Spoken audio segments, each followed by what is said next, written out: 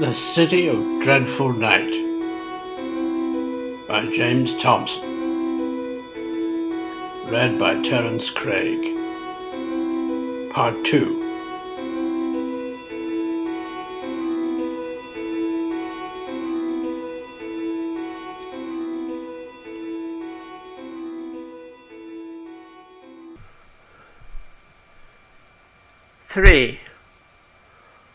Although lamps burn along the silent streets, even when moonlight silvers empty squares, the dark holds countless lanes and close retreats.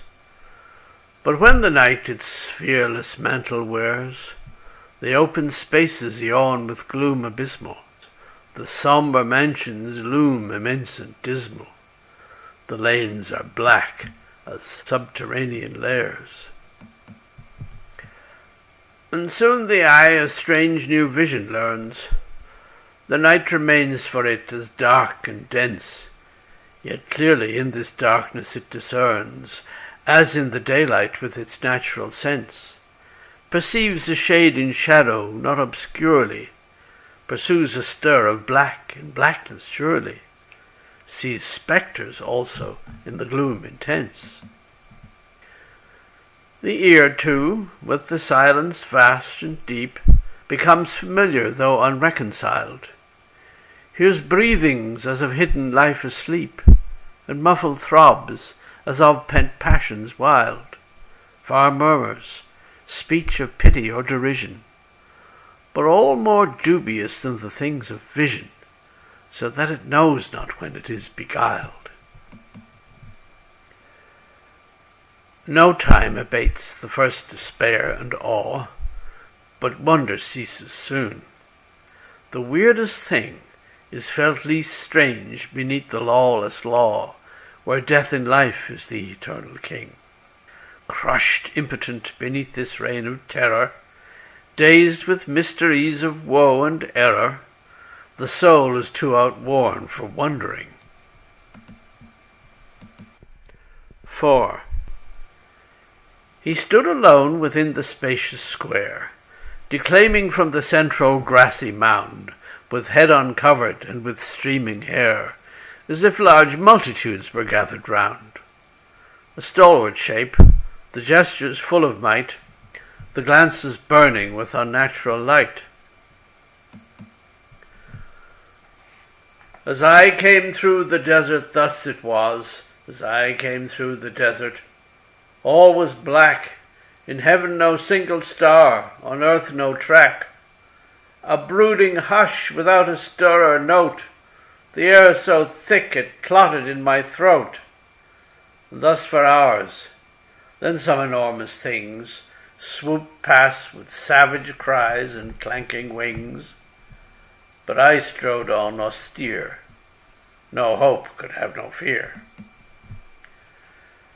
As I came through the desert, thus it was, as I came through the desert. Eyes of fire glared at me throbbing with a starved desire. The hoarse and heavy and carnivorous breath was hot upon me from deep jaws of death. Sharp claws, swift talons, fleshless fingers cold, plucked at me from the bushes, tried to hold. But I strode on austere, no hope could have no fear. As I came through the desert, thus it was, as I came through the desert. Lo you there, that hillock burning with a brazen glare, those myriad dusky flames with points aglow, which writhed and hissed and darted to and fro, a sabbath of the serpents, heaped pell-mell for devil's roll call and some fate of hell. Yet I strode on austere, no hope could have no fear. As I came through the desert, thus it was, as I came through the desert. Meteors ran and crossed their javelins on the black sky span. The zenith opened to a gulf of flame, the dreadful thunderbolts jarred earth's fixed frame. The ground all heaved in waves of fire that surged, and weltered round me soul there unsubmerged. Yet I strode on austere. No hope could have no fear. As I came through the desert, thus it was, as I came through the desert. Air once more, and I was close upon a wild seashore. Enormous cliffs arose on either hand. The deep tide thundered up a league-broad strand. White foam belts seethed there, wan spray swept and flew. The sky broke, moon and stars, and clouds and blue. Yet I strode on austere. No hope could have no fear. As I came through the desert, thus it was, as I came through the desert. On the left the sun arose and crowned a broad crag cleft. There stopped and burned out black, except a rim, a bleeding eyeless socket, red and dim, whereon the moon fell suddenly southwest, and stood above the right-hand cliffs at rest. Yet I strode on austere. No hope could have no fear. As I came through the desert, thus it was, as I came through the desert. From the right his shape came slowly with a ruddy light, a woman with a red lamp in her hand, bareheaded and barefooted on that strand. O desolation moving with such grace! O anguish with such beauty in thy face! I fell as on my bier, hope travailed with such fear. As I came through the desert, thus it was, as I came through the desert. I was twain, two selves distinct that cannot join again.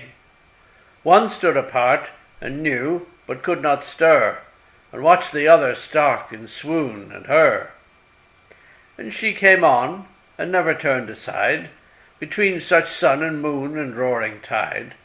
And as she came more near, my soul grew mad with fear. As I came through the desert, thus it was, as I came through the desert. Hell is mild and piteous matched with that accursed wild. A large black sign was on her breast that bowed, a broad black band ran down her snow-white shroud. That lamp she held was her own burning heart, whose blood drops trickled step by step apart. The mystery was clear. Mad rage had swallowed fear.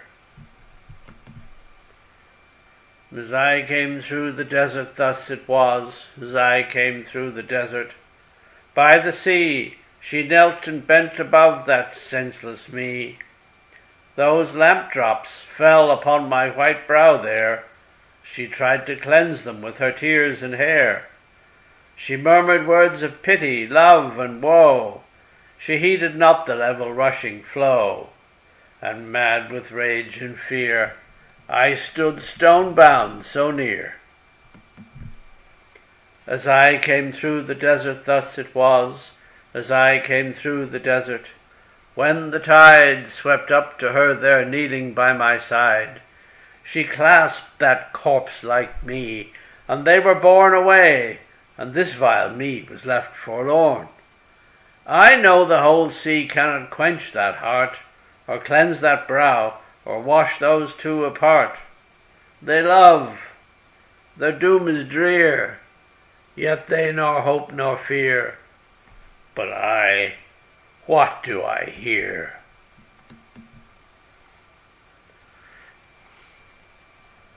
5. How he arrives there none can clearly know, athwart the mountains and immense wild tracts, or flung a waif upon that vast sea flow, or down the river's boiling cataracts.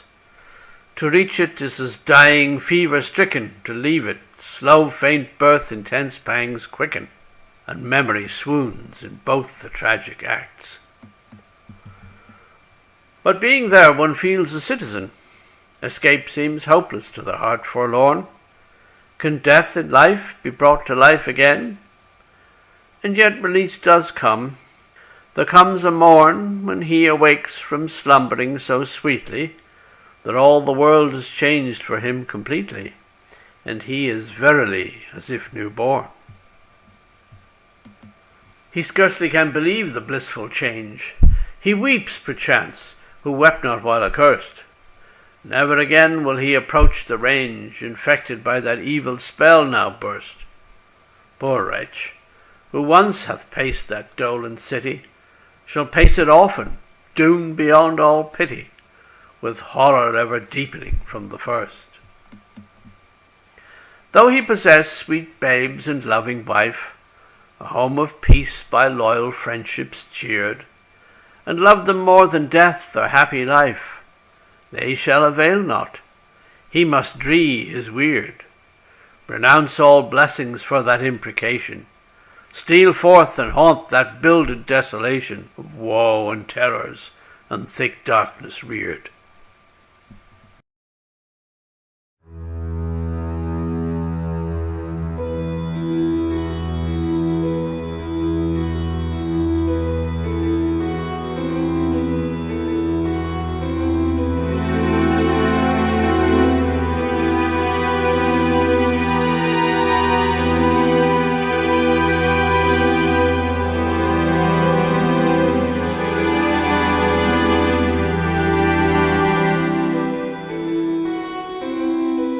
You have been listening to The City of Dreadful Night by James Thompson, Part 2, read by Terence Craig.